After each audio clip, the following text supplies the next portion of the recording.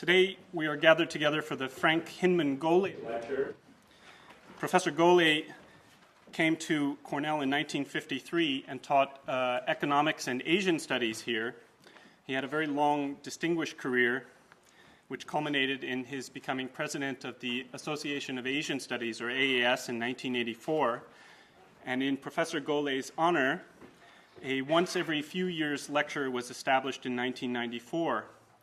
And Cornell asks a distinguished Southeast Asianist to come and give this lecture on a topic of their choice, which they think might be of broad interest to the public at large. And previous speakers in this series have included Eric Thorbeck, Craig Reynolds, Ruth McVeigh, Jomo Sundaram, Tony Milner, Iwa Ong, and Claude Guillot, so a kind of who's who of Southeast Asian studies. And today it's my very great pleasure to introduce you to this year's Golay Distinguished Lecturer, Jim Scott of Yale University. Jim is the Sterling Professor at Yale, where he holds concurrent appointments in political science, anthropology, and as Director of the Agrarian Studies Program, where he has been housed for many years. He's the author of a number of books, each of which I think it's fair to say were small seismic events in Southeast Asian studies and in the world of academia generally, to be honest. And these have included The Moral Economy of the Peasant, Weapons of the Weak, Domination and the Arts of Resistance, and Seeing Like a State, all published by Yale University Press. Jim has held grants from the National Science Foundation, from the National Endowment for the Humanities, and from the Guggenheim Foundation, and he's also been a fellow at advanced research institutes at Stanford, MIT, and Princeton over the years. More than all of these honors, however, Jim has truly made a name for himself as being a warm and wonderful colleague and human being. You don't often meet people this famous who also seem to be so well liked, I think it's fair to say. And usually with such people, you have to climb over a mountain of dead bodies to shake their hands. And there is no such pile of bodies with Jim Scott. What you see is what you get, and I think Jim and everyone else who knows him wouldn't have it any other way. Today, Jim will be speaking about a new book of his that will be coming out in the coming months about Zomia, a high-altitude zone in Southeast Asia stretching from actually the marches of South Asia all the way to the borders of Vietnam. So without any further ado, ladies and gentlemen, Jim Scott.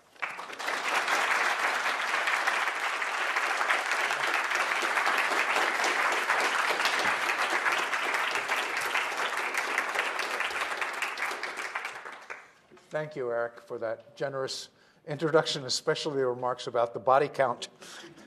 I wouldn't want to say it's 0, but I hope it's somewhat lower than the standard body count.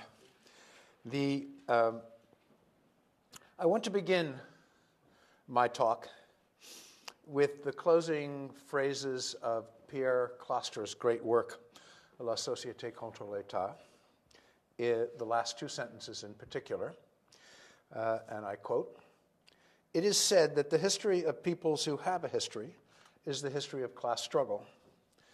It might be said with at least as much truthfulness that the history of peoples without history is a history of their struggle against the state."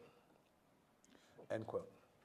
Pierre Closter was the first, I think, to suggest that what had seemed to anthropologists in South America like Neolithic survivals, the Siriono, the Yanomamo, the Guarani, were actually ex-sedentary cultivators who took up foraging in order to escape forced labor in the Spanish reducciones and the disease associated with those settlements.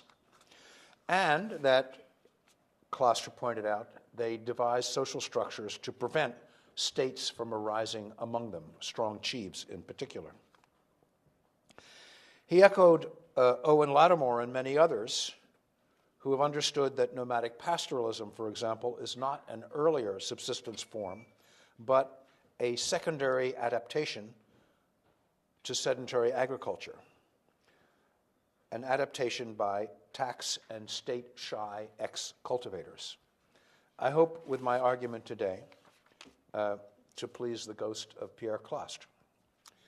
Zomia is a new name for virtually all the lands lying roughly above 300 meters, all the way from the Central Highlands of Vietnam to northeast India and Bangladesh, and traversing 5 Southeast Asian nations: Vietnam, Cambodia, Laos, Thailand, and Burma. 4 provinces of China: Yunnan, Guizhou, Guangxi, parts of Sichuan. It's an expanse of something like 2.5 million square kilometers, containing over 100 million minority peoples of truly bewildering linguistic and ethnic complexity. Geographically, it's also known as the Southeast Asian Massif. Since this huge area is at the periphery of 9 states and at the center of none, and since it also bestrides the usual regional designations, Southeast Asia, South Asia, East Asia, and since what makes it interesting is both its ecological variety and its relationship to states, it represents something of a novel object of study, a kind of transnational Appalachia, and perhaps a new way to think about area studies. Let me just show you briefly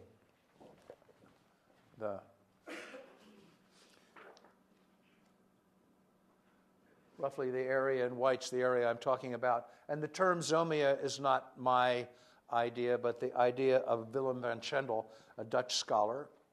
Zo in certain Chin languages means hill, and mi means the people. Mizo is from that compound. And Willem has decided to call this area Zomia. And on his account, Zomia includes not just this area, but extends over into Afghanistan and parts of Central Asia. My thesis is simple, suggestive, and controversial. Zomia, I argue, is the last remaining region of the world, the largest remaining region of the world, whose peoples have not yet been fully incorporated into nation states. Its days are numbered. Not so very long ago, however, such self-governing peoples were the great majority of mankind. They are today seen from the valleys as our living ancestors, what we were like before we discovered wet rice cultivation, Buddhism, and civilization. On the contrary, I argue that the hill peoples are, on the long view, best understood as a fugitive, runaway, maroon community who have, over the course of the last 2 millennia, been fleeing the oppressions of state-making projects in the valleys: slavery, conscription, taxes, corvée labor, epidemics, warfare. Virtually everything about these people's livelihoods, their social organization, their ideologies, and more controversially, even their illiteracy, can be read as strategic choices designed to keep the state at arm's length. Their physical dispersion in rugged terrain, their mobility, their cropping practices, their kinship structure, their pliable ethnic identities, and I would argue even their devotion to prophetic millenarian leaders are designed to avoid incorporation into states and to prevent states from springing up among them. The particular state that most of them have been evading, of course, has been the precocious Han Chinese state. But also they have been evading the Tibetan state historically, the Siamese state, the Chandragupta states, and the Burmese state. A history of flight is embedded in many hill legends.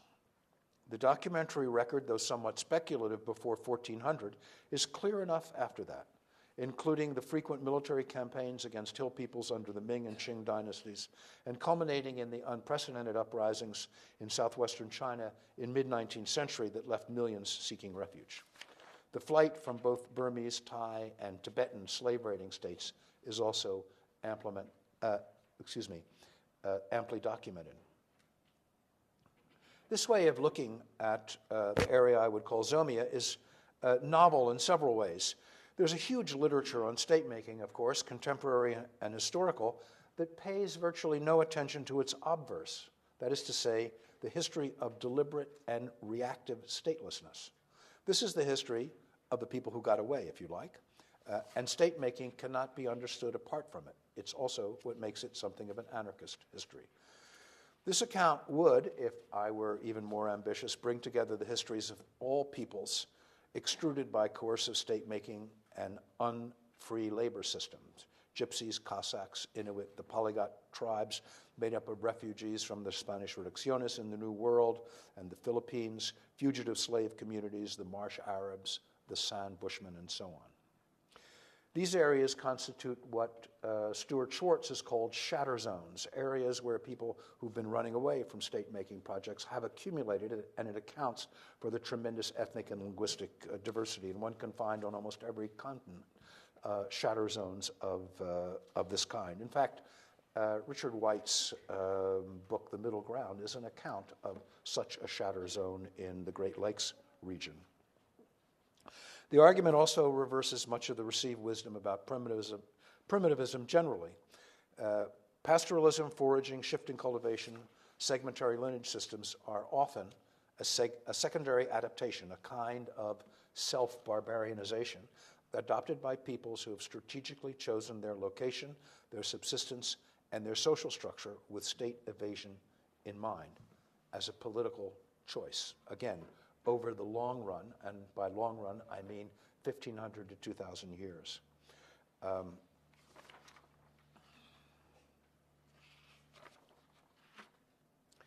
If we open the lens at its widest possible angle and engage in an actually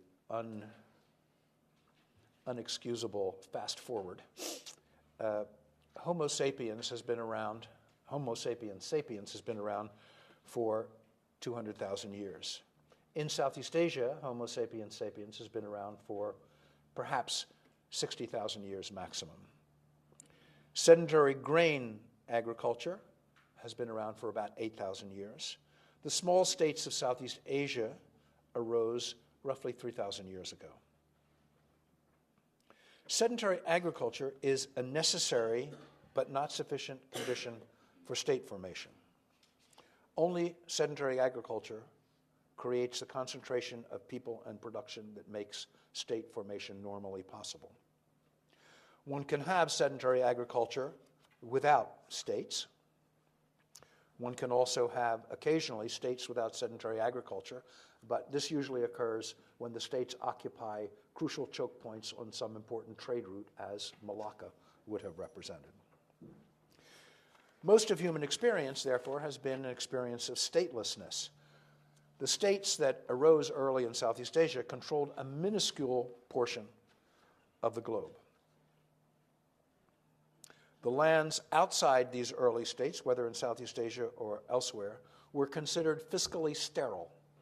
That is to say, the dispersed peoples and production of these zones made it impossible to seize their resources, and in many cases, to seize the population. This huge area was seen as the barbarian periphery. And this was true whether we're talking about Rome, Chandragupta, or the early Han dynasties. The relations, again, in an inexcusable truncated history, the relationship with this barbarian periphery was of two kinds. First, trade. As early as the 9th century, people in what are considered today to be the least developed portions of Southeast Asia were preparing goods and collecting goods in the forest for the Chinese luxury trade and for international commerce. This was a relationship between the barbarian periphery and these small states that was a relationship of voluntary economic integration that was completely compatible with political autonomy. That is, it was, if you like, exchange at the pleasure of valley peoples and hill peoples of states and its barbarian periphery. The other relationship between these early states and their barbarian periphery was the relationship of slavery. Slaves were the most important item in world trade through much of early Southeast Asian history. And the cargo of most Malay ship crafts were, most valuable cargo were slaves. And as Tony Reed points out, there's a period of 300 or 400 or 500 years in which there is a huge population shift in Southeast Asia, in which population is stripped from stateless areas and concentrated in the small state cores. The idea was to move people from this fiscally sterile zone, from this fiscally sterile landscape, to a place where they and their work were accessible, legible, and accessible. This was the great demographic shift in early Southeast Asia.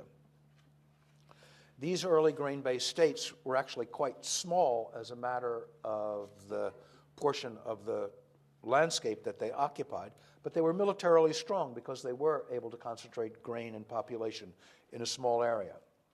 Their grain-based property systems with inherited property also made for high fertility and made them expansionist. One could, from a certain perspective, in a sense, see these sedentary grain complexes as the most expansionary system of settlement we've ever experienced. And the white settler colonies of the US, Australia, Canada, Argentina, and so on can be seen as the transplantation of this sedentary grain complex from the old world to what Crosby calls the neo-Europes of the world. In those cases where colonialism encountered already sedentary grain complexes, it just simply displaced the elites that had collected taxes and population in these zones and replaced them with its own administration. Notice that even quite late in the game, much of the globe was still ungoverned by states. There were large zones of no sovereignty at all, and there were considerable zones of what one might call mutually canceling weak sovereignties. And then, starting at different times, but certainly in the 19th and early 20th century, there are two changes that take place that make the story I have to tell for the rest of my talk completely irrelevant after this period. That is, the idea of a strong nation state that is both desirous of and able to extend its full sovereignty to the actual physical borders of the state. That is to say, the modern nation state as a full sovereign, exercising sovereignty up to its border. After a half inch over that border, it encounters the 100% sovereignty of an abutting nation state. It's only in the 19th and early 20th century, and actually quite late in the 20th century, for many Southeast Asian states to be able to extend their sovereignty actually to the physical borders of the state, and some of them have not yet been able to do it at all.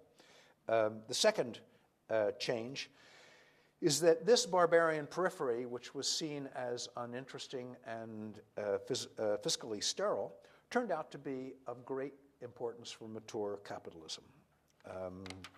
A periphery that had once yielded slaves and sometimes gold and silver and a few commodities now was of enormous importance for coal, iron ore, oil, timber, copper, bauxite, the rare minerals that are now important for the aerospace and electronics industry, for hydroelectric sites, and so on. Hence, the projection of the state in increasing ways to this vast, ungoverned areas of what had previously been zones of no sovereignty. Now, if one steps back and contrasts the hill areas from the valley kingdoms of Southeast Asia, again to be rather, to generalize inexcusably, the valleys have historically been the sites of states, of social hierarchies, of taxes, of kings and permanent clergies, of large-scale warfare, of wet rice cultivation, and of what they would describe as civilization. The hills have, by contrast, been zones of swidden cultivation and sometimes foraging,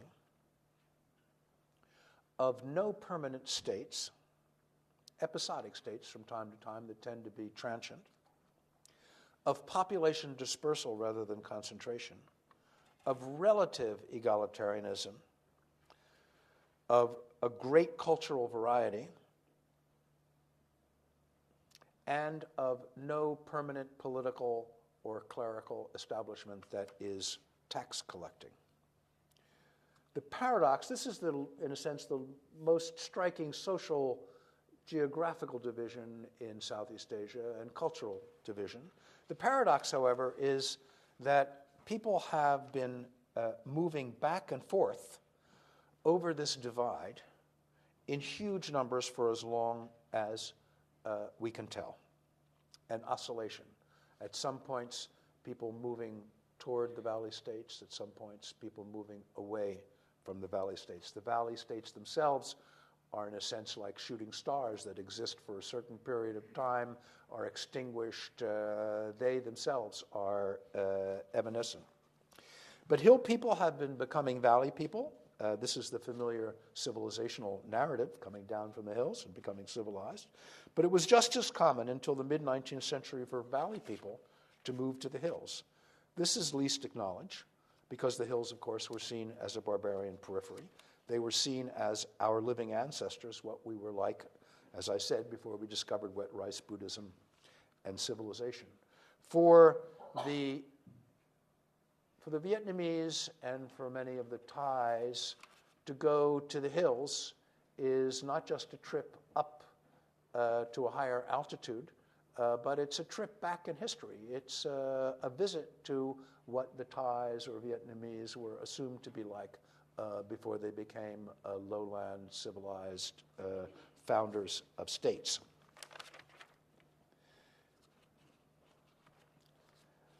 However,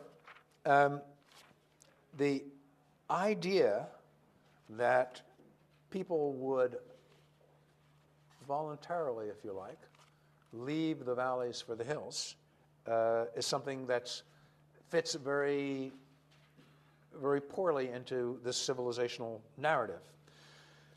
Here it's worth recalling what Owen Lattimore said about the Great Chinese Walls, that we must remember that the Great Chinese Walls were built quite as much to keep the Chinese in as they were to keep the barbarians out, to keep a tax-paying, sedentary farming population, the only population that was valuable to the state, inside the state precincts as opposed to letting it leak away.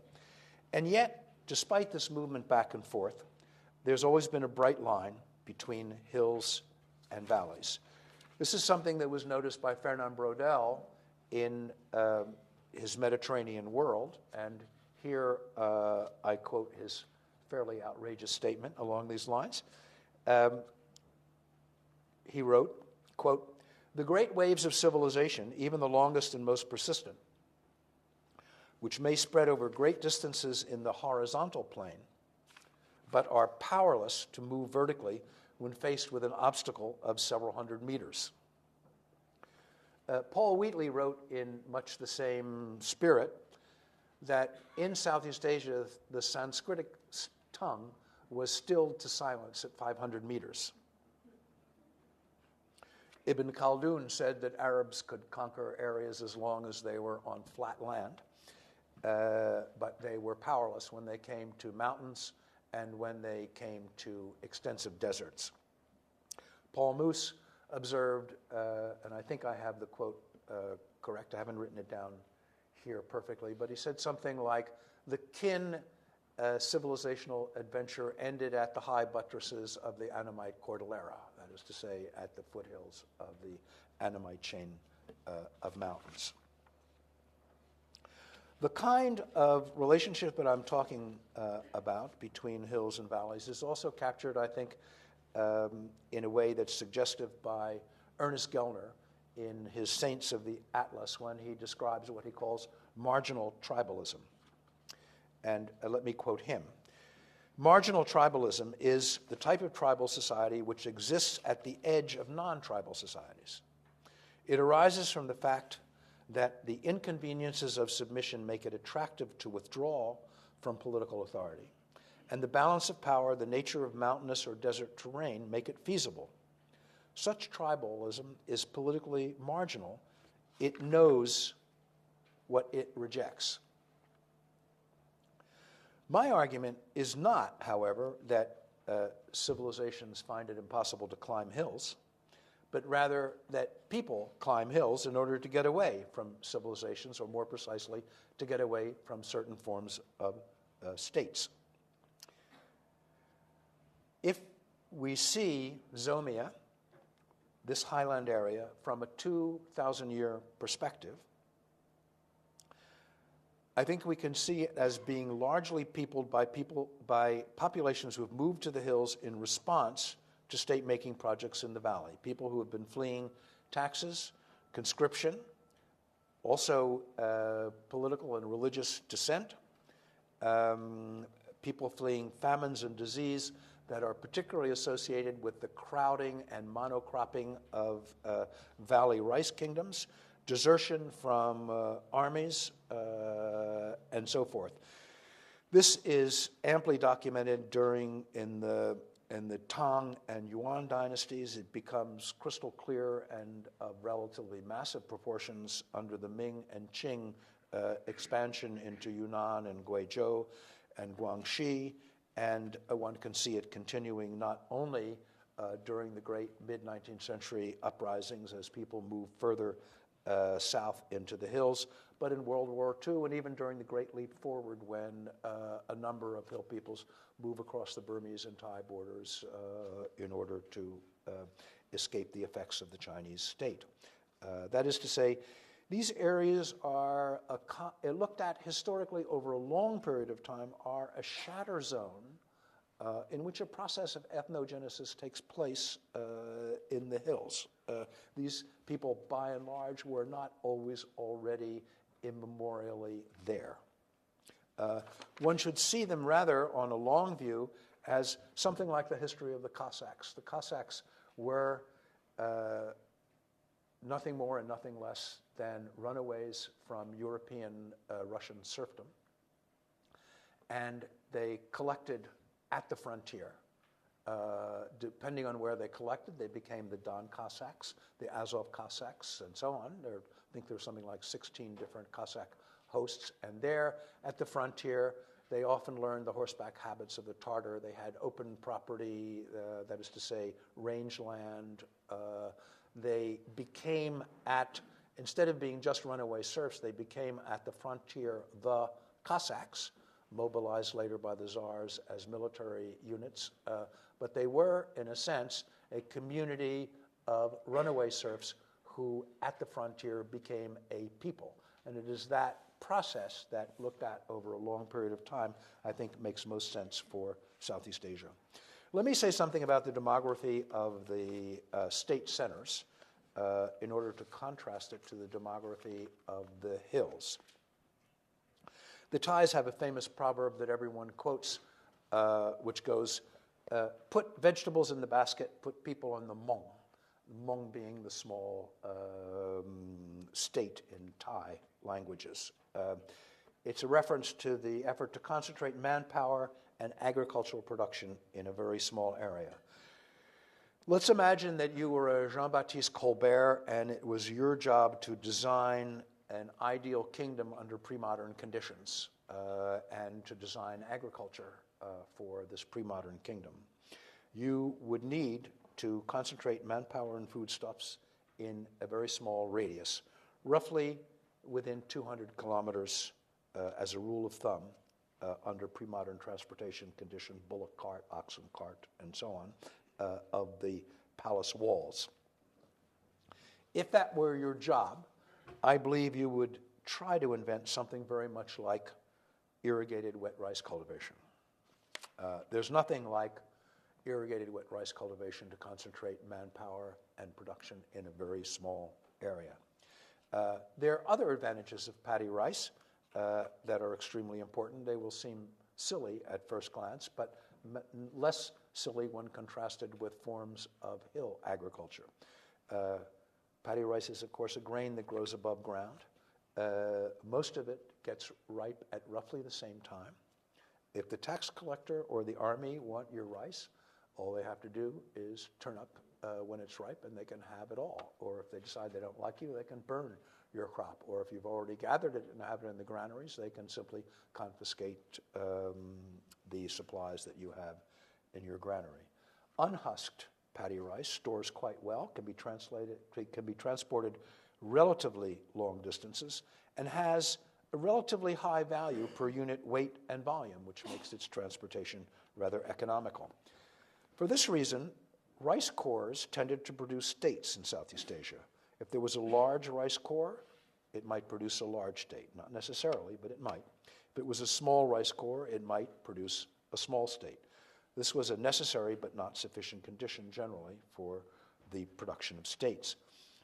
The problem in Southeast Asia, of course, was holding the core population at the center. In 1700, the population density of Southeast Asia is roughly 5 people per square kilometer. In the same year, the population per square kilometer in India is 32 people per square kilometer, in China 35 to 37. Thus, controlling arable land in Southeast Asia didn't give you necessarily power over people. They could and did run away. All the traditional proverbs of state-making in Southeast Asia indicate this problem of holding population at the center. A Burmese proverb goes, oh yes, it's easy for a lord to find a serf, it's easy for a serf to find a lord, but for a lord to find a serf, now that's difficult.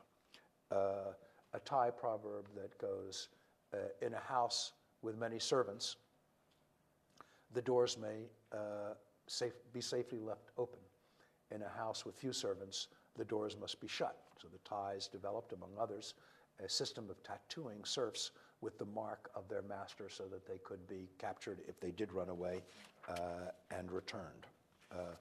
Hence, the wars in Southeast Asia, although they were incessant, tended not to be particularly sanguinary because the objective of the war was to capture population and take them back and settle them at the center of the state that was the conquering state.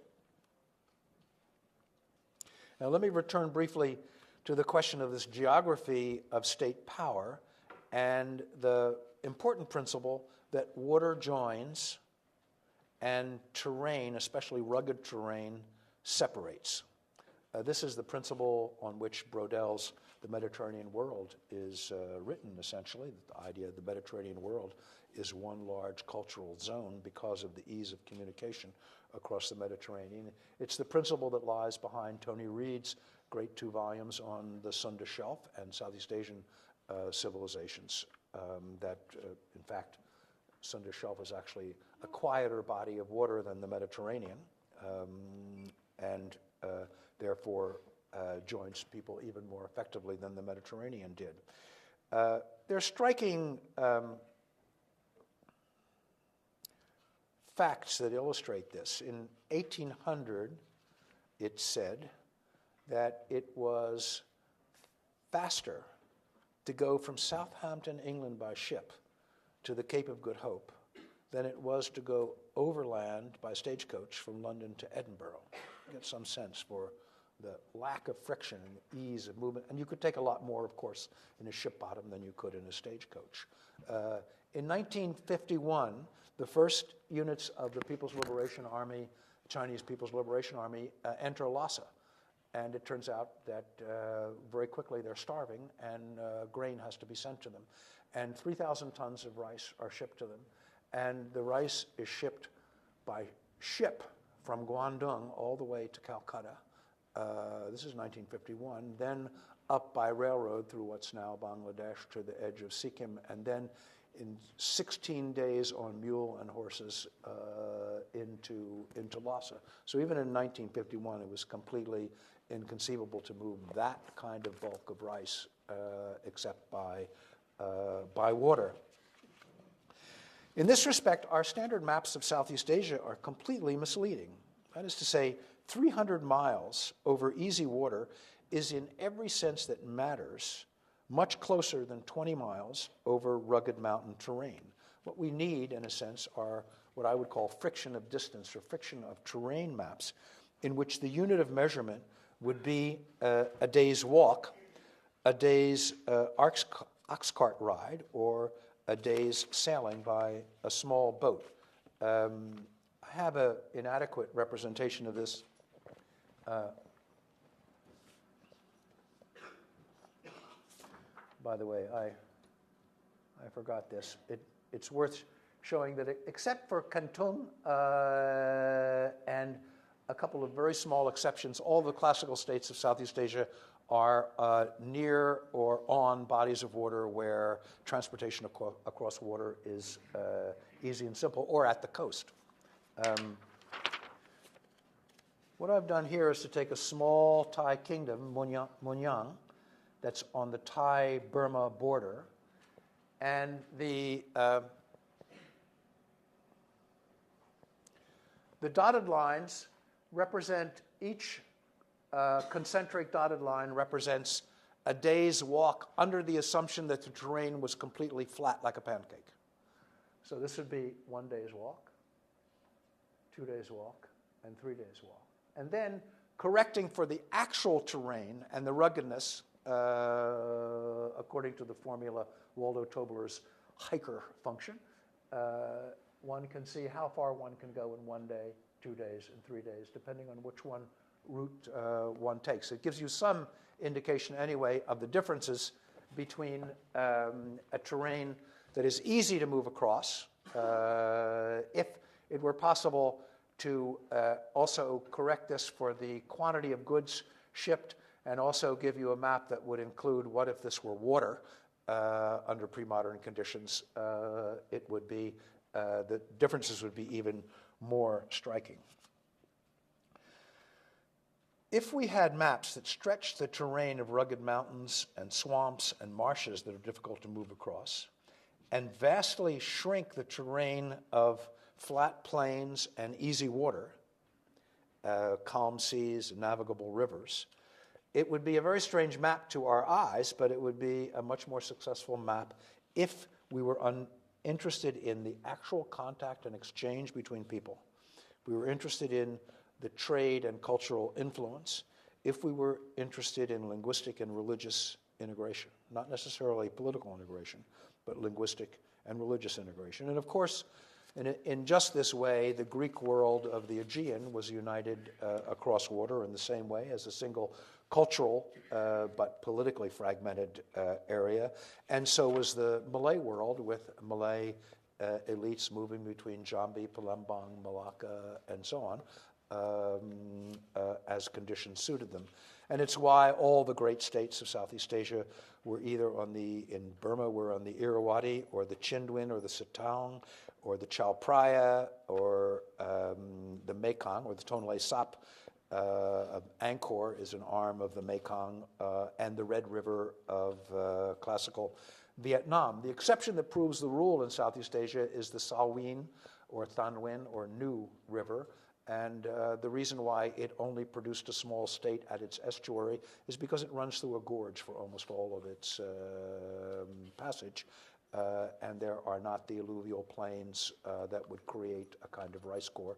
And so at the estuary you have Thaton or Martaban, today Moulmein or Moulmein. States stopped then at mountains, at marshes and swamps, and this was the logic of the terrain, and states were joined across easy water. I'm going to ask you to imagine a map that I've been unable to make, but we'll have to imagine it together. Let's imagine that I am holding a rigid piece of plywood on which is a map of Southeast Asia, in which the actual geographical relief was represented in an actual relief on the map. So the mountains were represented all in scale. And let's imagine that each of the traditional state core areas was represented on this map by a well of red ink that was filled to the brim. And then imagine I'm holding this rigid, and then that I tilt it ever so slightly forward, backward, to the right, and to the left. The ink would then start to run across the landscape, the flat areas, the areas that where there was no relief, and that perhaps tilting it a degree or two forward and back and to the right and left would give you a very good indication of the political reach of the traditional Southeast Asian state, right? It would show you pretty much the areas that they were able to control on a good day. And during the dry season, because during the wet season, these kingdoms shrank basically to the palace walls in many cases. And if I were to tilt this map, another 3 or 4 or 5 degrees, the red ink would start to run into areas which it had not run when I had tilted it only slightly.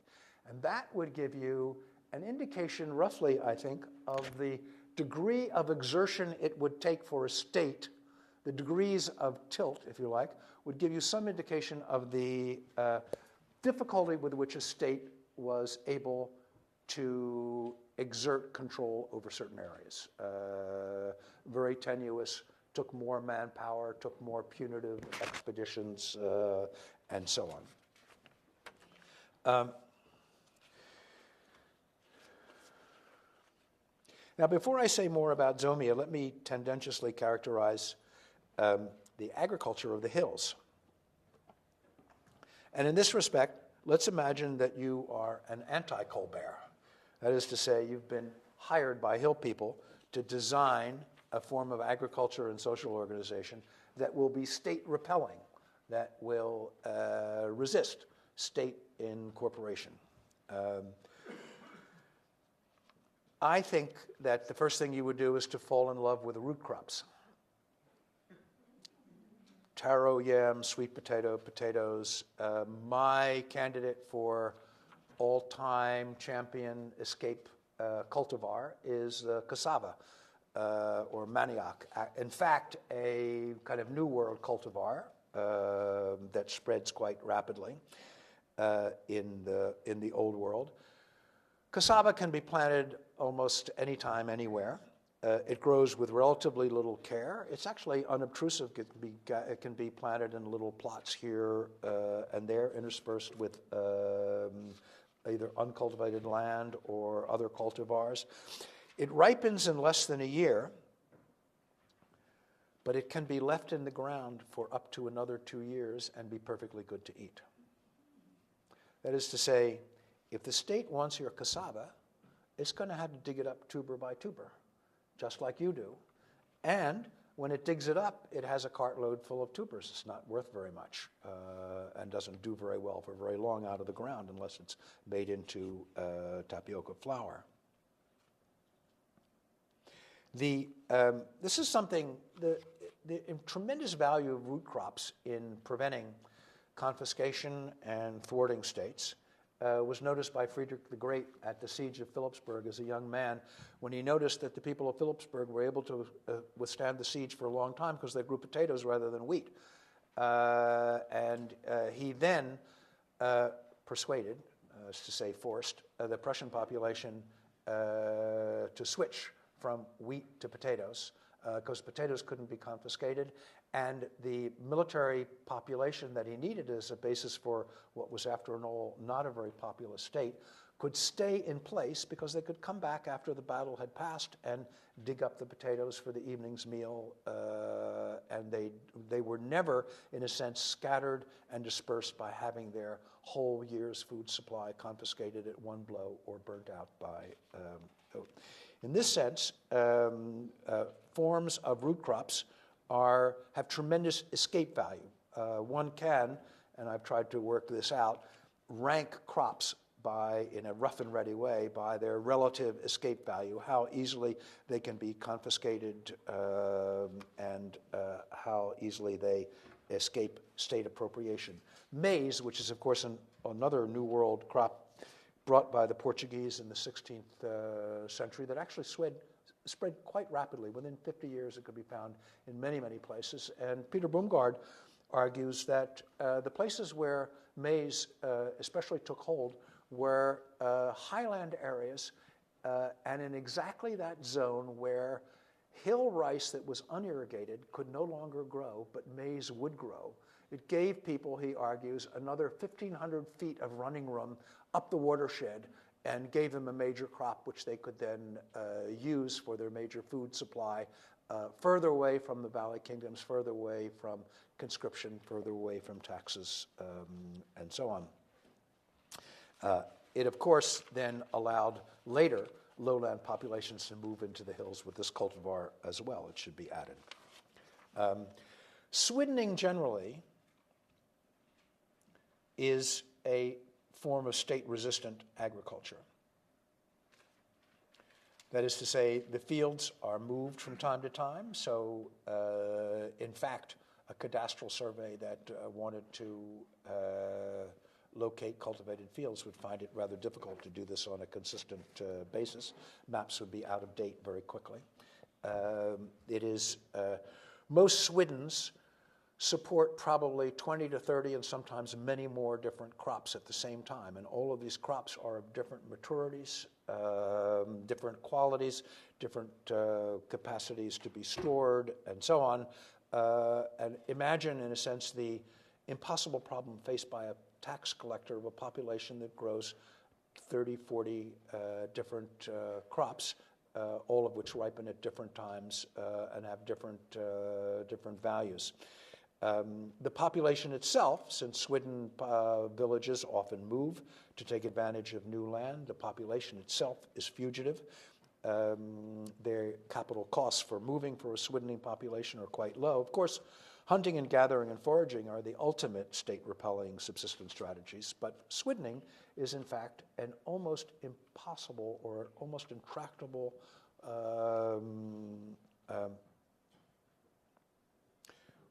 subsistence strategy for a state to batten itself on. And we can see, in case after case, populations in the hills who, when times are peaceful,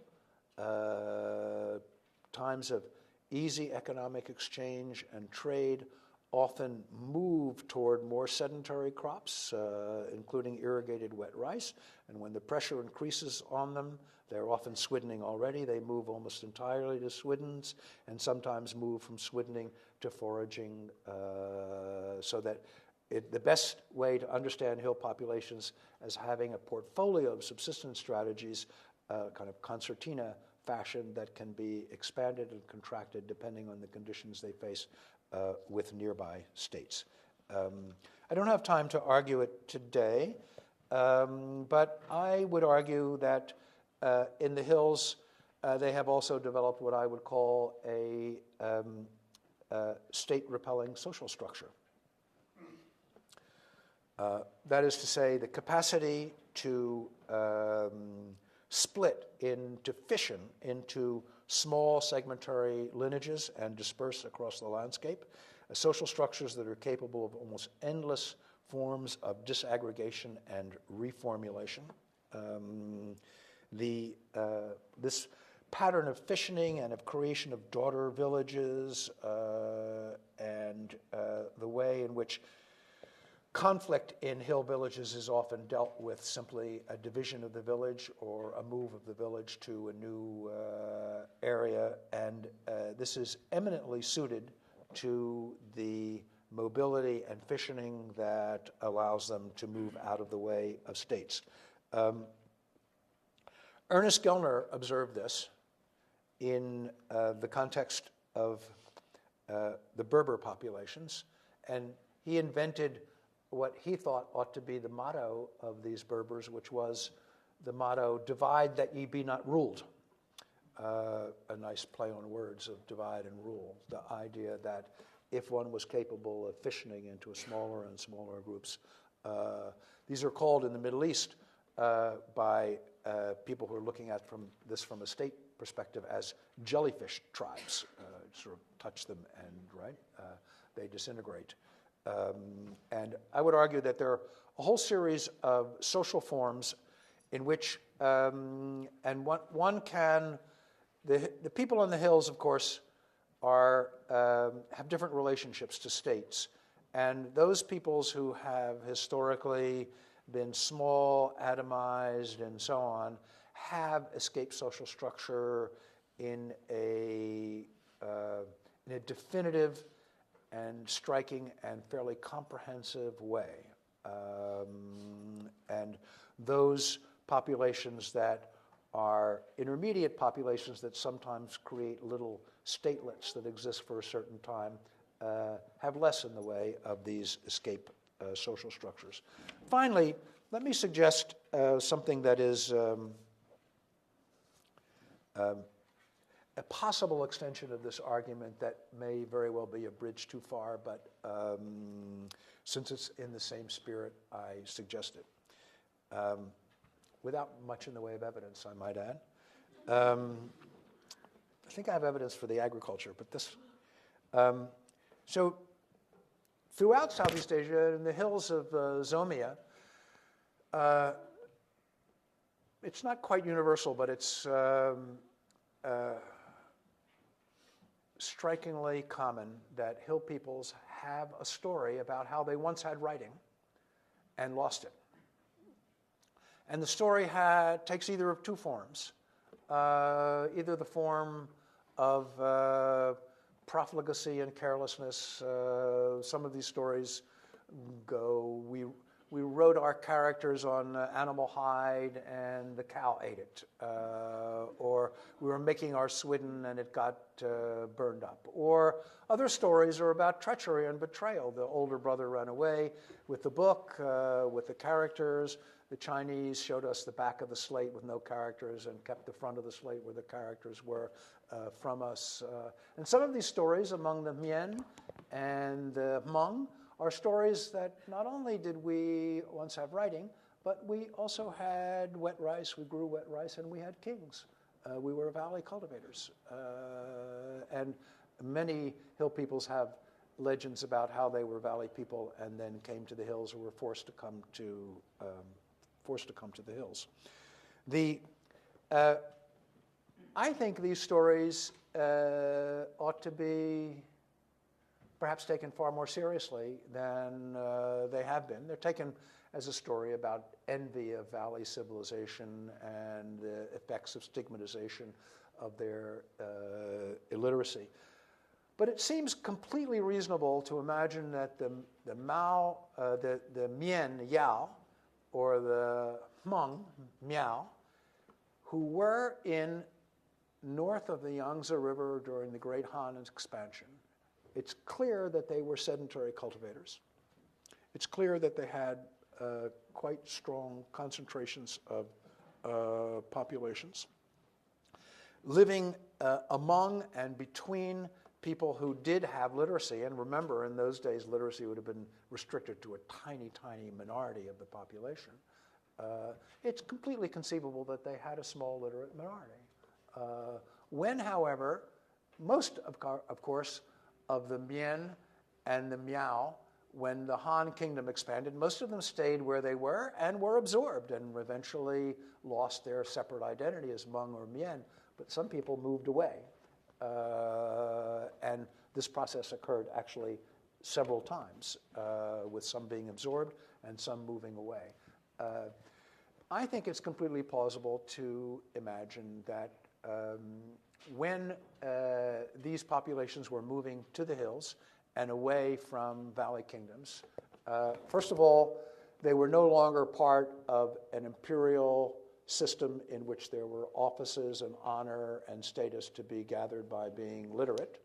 But I would argue that there were tremendous advantages to these people to move to an almost entirely oral culture, where it was possible for them to invent as it pleased them over time a genealogy that was flexible, an itinerary of their movements that was not written. Once you have a written text, the written text survives the conditions of its production and becomes something from which a kind of orthodoxy can be created.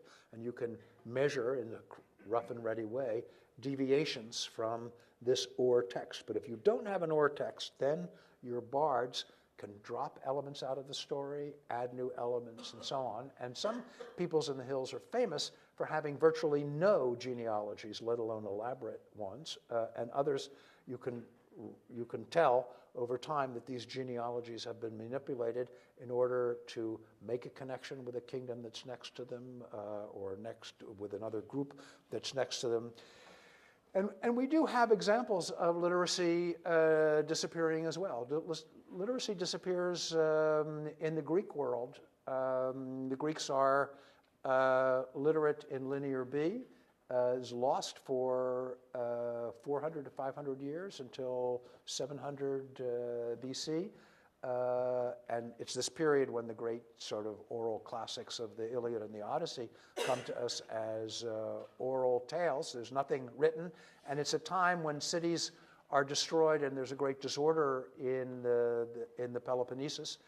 And the Greeks become literate again, but this time they become literate in a new alphabet that they borrow from Crete, not the previous Linear B. Literacy disappears in Europe after the collapse of the late Roman Empire. Is kept alive in a few monasteries and so on, but the whole system of power, prestige, and offices that in a sense, the Gallo-Roman system created have disappeared, and literacy disappears by and large with it, and disappears entirely in Great Britain. So I think it's conceivable to think that not only as these people were moving, was there no more particular reason for texts and literacy, and perhaps the people who were literate stayed behind because they had, in a sense, the skills to be absorbed. They had the skills that made perhaps remaining where they were a more attractive option.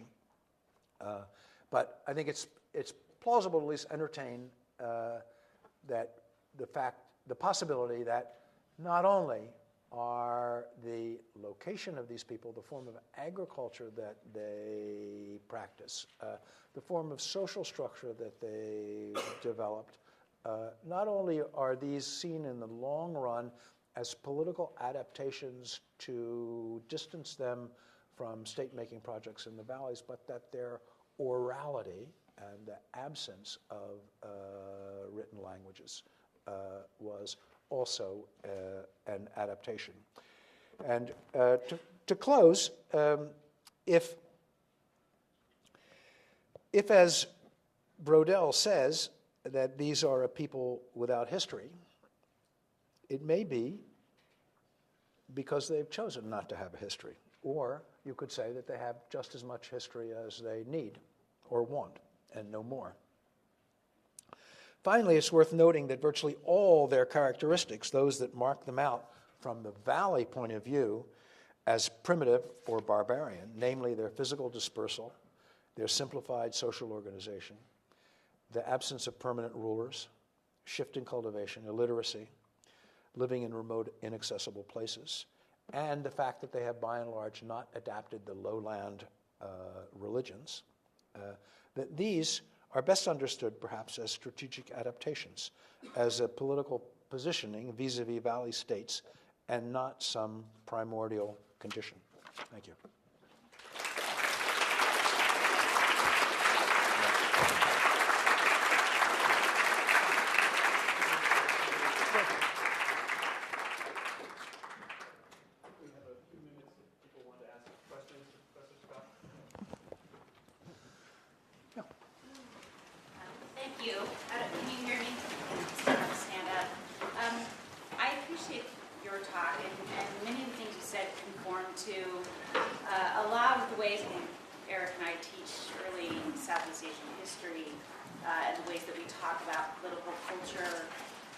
Really in the pre-modern and early modern period before state-making becomes a big issue. My question is maybe something that's impossible to answer, especially given your closing remarks about this being kind of about people without history. But I'm sort of wondering how you deal with their consciousness or lack thereof in terms of how they think strategically about being not literate, about Sweden agriculture. I mean, because I can see how your theory makes sense when you think about it in terms of these kind of broad demographic sources, which is what you have to work with. But, is there a danger of sort of imposing your understanding upon them versus however they may be conceiving of themselves? It's a good question, and I realize I've left a wide avenue to that question by talking as if I might imagine these people, in a sense, at some historic moment sitting down and saying, aha, let's move towards Swedening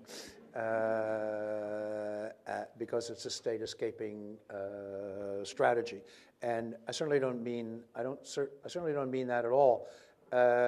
What I do mean, however, is that over time, for the documentation that we have for the last couple of hundred years of people who've been observing both the waxing and waning of small states in the hills and the people who position themselves around those little states, one can see this adaptation of different forms of agriculture, of moving away, of dispersing.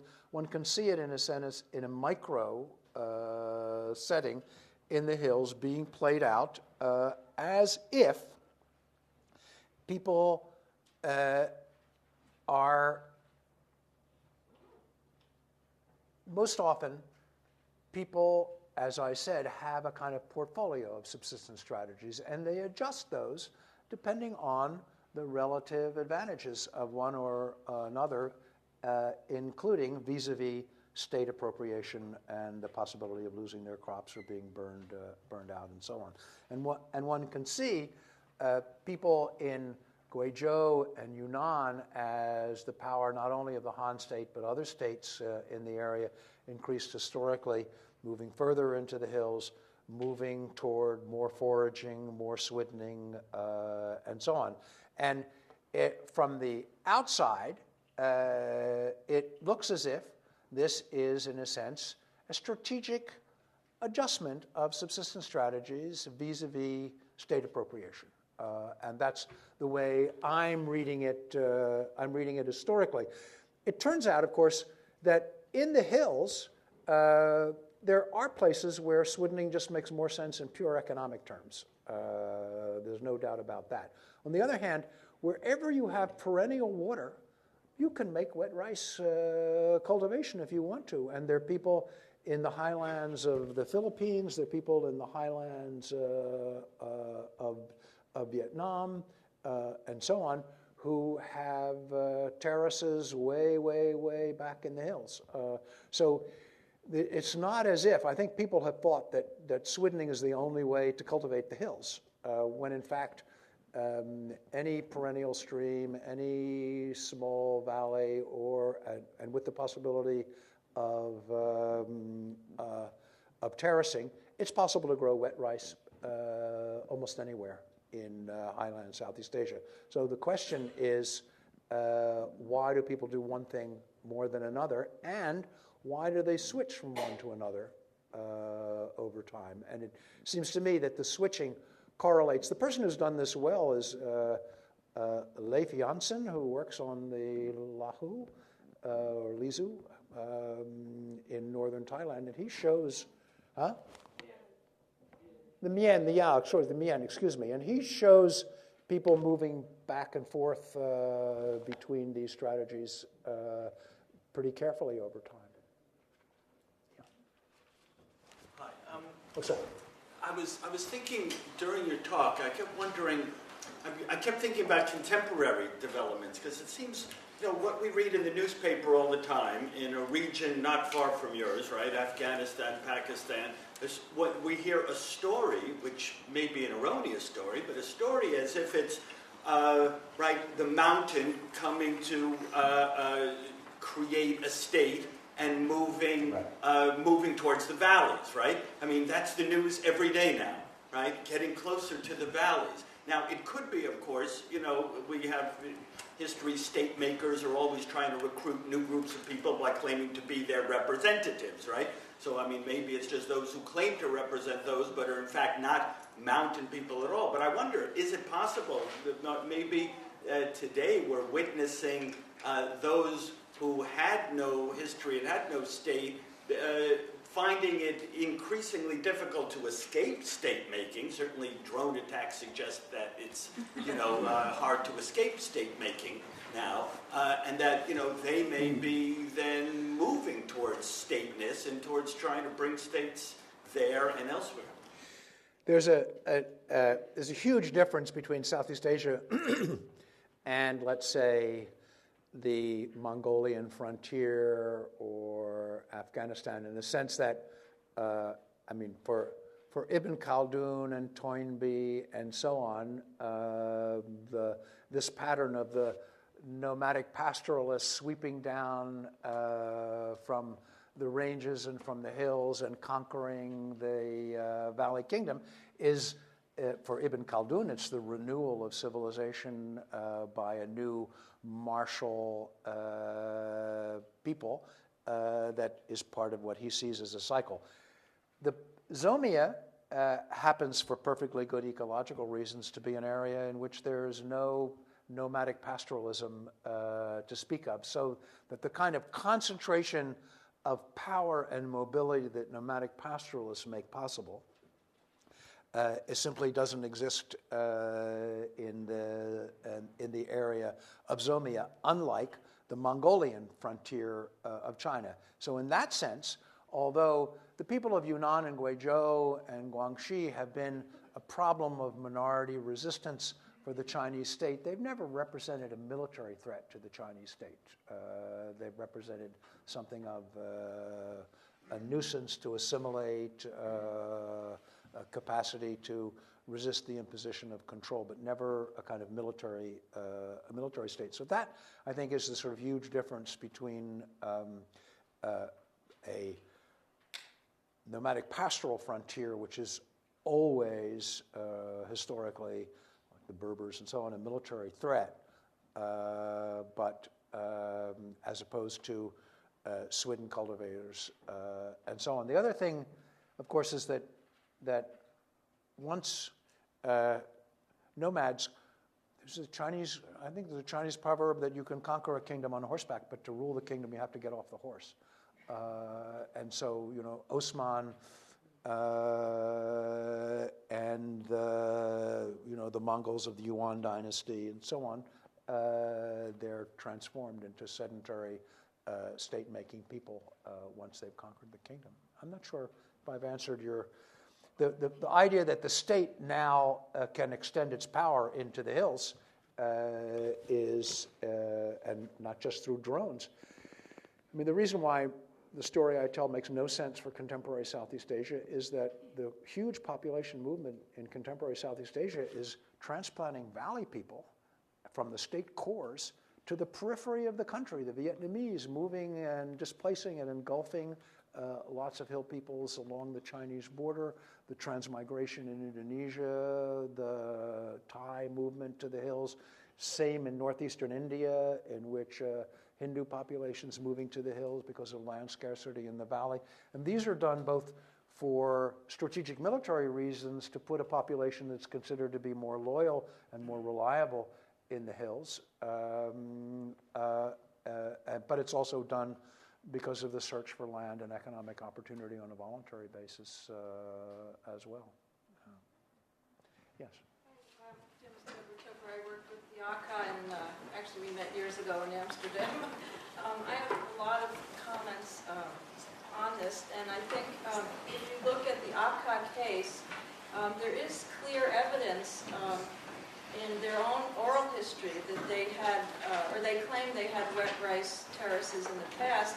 And if you trace it back geographically and go back into China, you see Aka still with wet rice terraces, and also the closely related Hani, who genealogically you can trace as having branched up. So they have a very clear history. It's also in their ritual text that they had irrigated terraces as well.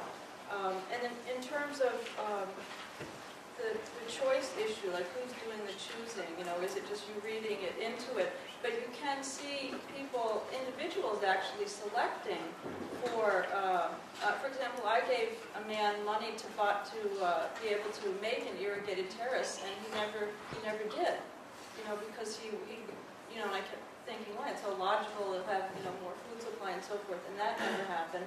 Another man who was concerned about the state control coming into the area, he said, this was in Thailand, said, well, if it gets too bad, I'll just move back to Burma to get away from it. Right. So you can see actual, self-selection in individuals, consciousness, if you want to call it that. The person I think of as Mr. Aka, now recently dead, Leo Alting van Giesel, he makes an argument just of the kind that you make, that this transition is included in their legends, that the Hani, of course, have these incredible rice terraces, more or less like the Ifugao in the Philippines, of quite extraordinary elaborateness and so on. He also makes the case that the Aka have developed this elaborate oral genealogy that is not an actual guide to descent so much as it is a strategic positioning in which certain parts of the genealogy are dropped out and altered and manipulated depending on the current situation in which they face, and in which their itinerary and movement as a people is also adjusted depending on the circumstances that they face. So the Aka, the Lahu, the Lizu, the Khmu, that is, I should have specified, I think, that when I talk about this sort of limited direct control of these early rice states, wet rice states, I'm talking about the sort of hard control, administrative control over bodies and production at the center. If one looks at their economic penumbra, it's a very big penumbra because they're trading on a voluntary basis with a large periphery, and many of these valley kingdoms depend on hill products for their lifeblood.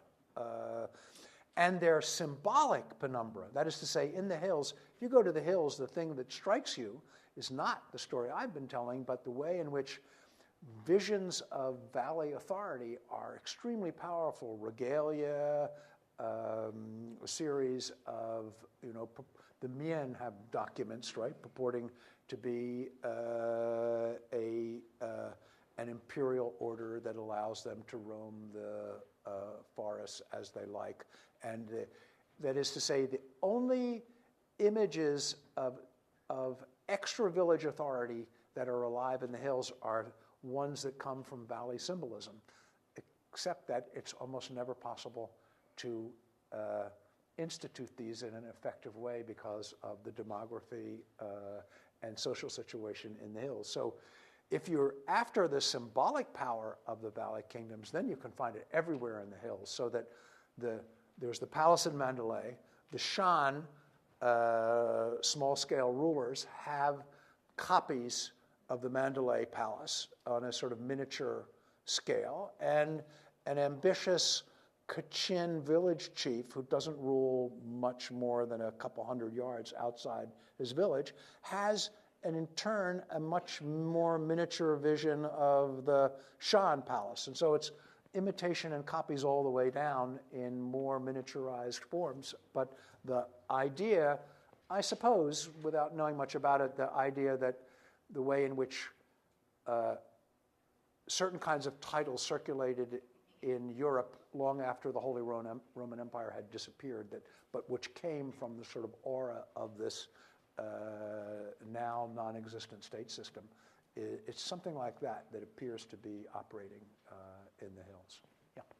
Is there a parallel to this kind of resistance in the movement of strand communities into foraging as the Orang Lao or sea Without, again, being knowing as much as I ought to about this, I think the answer is yes. In fact, there are certain Orang Laut who, Jeffrey Benjamin has, I think, a completely convincing argument that almost all of the Orang Asli groups in Malaysia were not separate migrants to the peninsula, as was often assumed, but were part of an earlier Malay population in which those people who stayed at the coast became Muslim, became the Malays that we know today. And those people who, for one reason or another, factional conflict, maybe they wanted to keep their pigs, maybe they wanted their traditional Hinduized rituals, they moved away. They became the Orang Asli, occupying a different ecological niche. And there are certain Orang Laut who are linguistically closely related to some of the Orang Asli. And the argument is that in escaping Malay state-making, some people went to the hills and other people took to their boats and became. So in a sense, when I'm talking about non-state spaces, in a way, one could write an interesting piece on the sea as especially when you have millions of little islands like the Riau Archipelago or the Andaman Islands, and it's almost quasi-inspiring to see that a handful of Somali pirates can stalemate the G7 in this quite extraordinary way, and it's because of the nature of movement across water and this vast zone that's hard to police and control. So it is a kind of, it has some parallels to the forest. I should also add that this hill valley stuff, when you get to often, if we were talking about the Andes, everything would be upside down. Because most of the arable land, right, for state formation is above 600, right, 6,000 feet in the Andes. And so the states are up on the hills, and the barbarians and the non-state people tend to be down in the coastal jungles. I'm talking about the creation of these sedentary plains that make state-making possible. And it happens that the altitude in Southeast Asia works out that the states are in the valleys and the non-state people are in the hills, but it doesn't have to be that way. I'm afraid there's a class coming in here right after this. So the Southeast Asia program is sponsoring your reception with Professor Scott out in the foyer of Golay Memorial Lecture. If you'd like to come and just have a chance to talk to him, and maybe you join me in thanking